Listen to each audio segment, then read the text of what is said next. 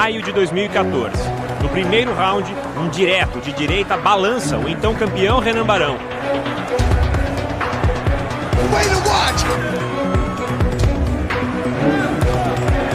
Os rounds seguintes são dominados pelo desafiante TJ Dillashaw.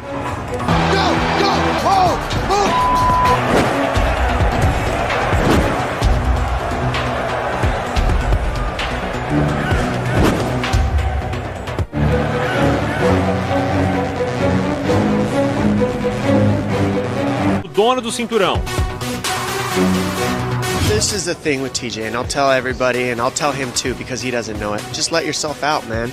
You're trying to hide too much. He's trying to be the good guy and be Mr. Pretty Boy, and I'm all nice. He's not nice. When I said some things to him, he's doing everything he can not to let it out. He's like clenching his butt cheeks as hard as he can, like, oh, I don't want to say a cuss word. I don't want to seem like a mean guy.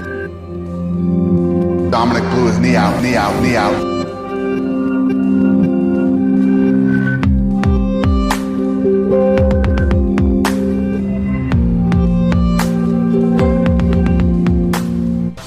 Sitting behind the desk, getting comfortable, making paychecks, talking. That's what he's continuing to do. He's continuing to talk. Well, I've stayed relevant fighting. He stayed relevant behind the desk and being a reporter. And so you better get used to it, because that's where I'm going to put him after this fight.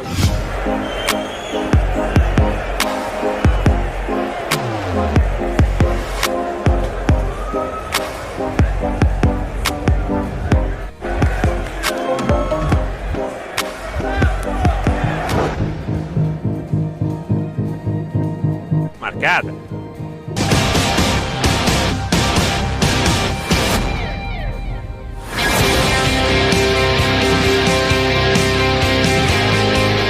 O primeiro campeão, TJ Dillashaw.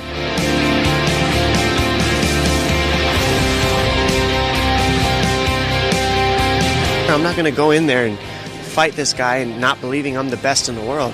I train so hard, and what creates confidence is preparation. I've been in camp a long time.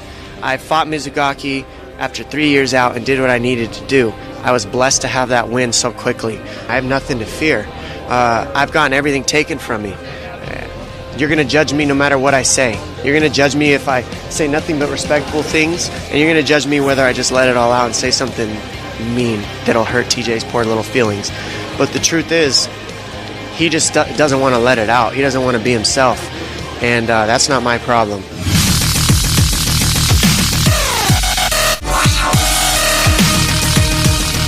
I'm excited to face Dominic. You know, he was a champion when I first got into this sport. You know, he's beaten my teammates Uriah and Joseph, so it's kind of nice to be able to go out there and try to avenge those losses and to show what I could do, you know, and to have some fun out there. I beat up your coach, man. He's not my coach. I've been beating him up for 4 years. He said that, not me. I was like, whoa. I would never say that about my teammates.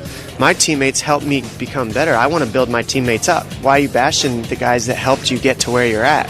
Why are you saying that you've been beating them up all for years? And then he's blaming media. He's blaming you guys, saying you guys built it into something it's not. No, you left the camp because you think you're better than all those guys, and you had to do what you had to do for yourself. Okay, I get that. We all got to do what we got to do for ourselves, but you don't got to go around telling everybody you've been beating up for 4 years, who brought you up into the sport, who taught you what it was to try to be a champion, who gave you a mentality. To me, that's a little lack of loyalty. Regardless of whether I like Faber or not, or whether I think he's a turd bucket, it doesn't matter. The point is, it's lack of loyalty that he shows. When I say things to TJ and he gets mad and he wants to punch me in my face 5 weeks early, it's because I'm saying things that he believes himself. If he didn't believe them, he wouldn't get so mad.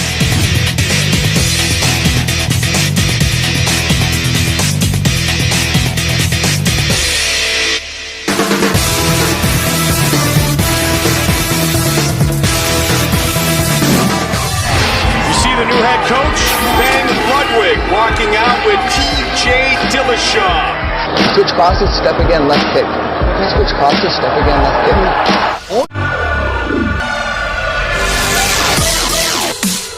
My last camp out in Colorado, where I'm at now as well. My last fight against Burrell. But now it's just kind of a little bit more official. I guess it's announced. The media's got a hold of it now, so that's the only kind of difference with it. But I train with the Elevation Fight Team now. Like I said, I did my last camp, and it's been great. It's been awesome. I mean, I followed my coach Dwayne Ludwig out there first. You know, he's the guy that I really believe in. He's been my coach for the last 3 years, and you know, I got a lot of belief in the guy. And once you get that, confidence behind a coach, you got to kind of follow it. You got to follow your intuition of wanting to get better, and I think that's what it's going to be. And I'm still close to my buddies back home. It's just a new chapter. Patrão, Uriah Faber. With the whole fight with me and Uriah, it's kind of crazy. It's kind of almost uncharacteristic of Uriah to kind of hold on to this grudge. He's never really been like that. He's always been a level-headed guy, but I think it's kind of his way to push for a title fight before he's done. Will it be a big draw? Sure. Is it something I want to do? Not really, but am I going to have to? Most likely, if he keeps winning and everything happens the way it's supposed to, it might go down. I still like the guy, and we're still going to be buddies before and after, we'll shake hands and be cordial. It is what it is. I guess easier for him to talk it up now that I'm training with Dwayne. Him and Dwayne never really got along. Uriah's had this problem with getting along with Dwayne. It puts me in a hard place, because I got along with Dwayne wonderful. And he's my head coach, he's the guy I believe in. And just because Uriah doesn't get along with him doesn't mean I'm not going to believe in the guy, And so I was kind of put in a hard place and had to choose. And it was a real tough decision.